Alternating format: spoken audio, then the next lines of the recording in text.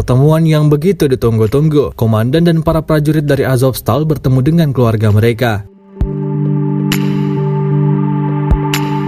Rekamannya diunggah di akun Facebook pribadi Presiden Ukraina Volodymyr Zelensky pada Rabu 5 Oktober 2022.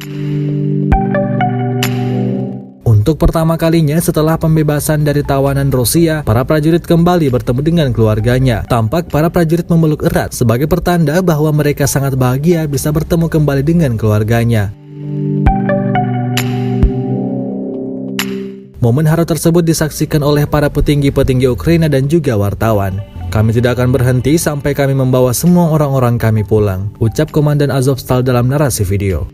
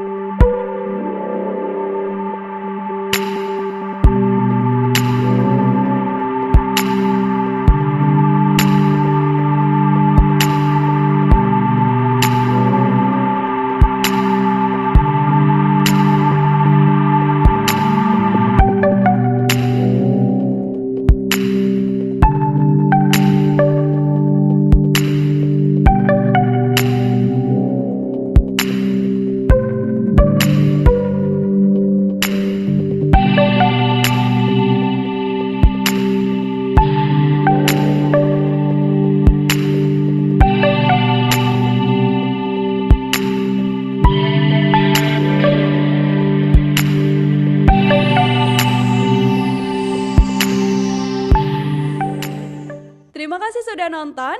Jangan lupa like, subscribe, dan share ya.